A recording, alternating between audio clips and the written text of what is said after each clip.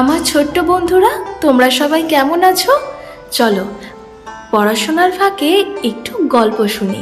আজকের গল্পের নাম সৎ ছেলেটির পুরস্কার। গল্প শুরু করার আগে তোমাদেরকে বলবো আমার এই চ্যানেলটি সাবস্ক্রাইব করো।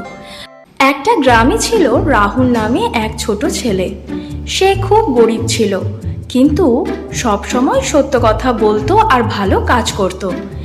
একদিন রাহুল স্কুল থেকে বাড়ি ফেরার পথে রাস্তায় একটা মানি ব্যাগ পেল। ভেতরে অনেক টাকা ছিল। তার বন্ধুরা বলল, এই টাকা দিয়ে তুমি খেলনা কিনে নাও।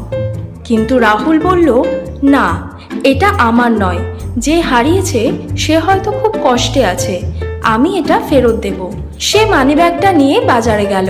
সেখানে দাঁড়িয়ে সে জোরে বলল, কে মানিব্যাগ হারিয়েছেন? আমি পেয়েছি। একজন বৃদ্ধ লোক ছুটে এসে বললেন, বাবা, এটা আমার মানিব্যাগ, আমি বাজার করতে গিয়ে হারিয়েছিলাম।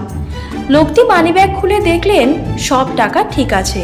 তিনি আনন্দে রাহুলকে আশীর্বাদ করে বললেন, তুমি খুব সৎ ছেলে, তোমার মতো মানুষই পৃথিবীকে সুন্দর করে তোলে। বৃদ্ধ লোকটি রাহুলকে কিছু টাকা দিতে চাইলেন, কিন্তু রাহুল হাসি মুখে বলল, না কাকু, আমি শুধু আমার কর্তব্য করেছি।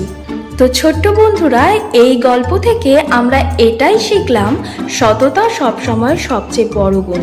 সৎ মানুষকে সবাই সম্মান করে। আজকের এই গল্পটি তোমাদের কেমন লাগলো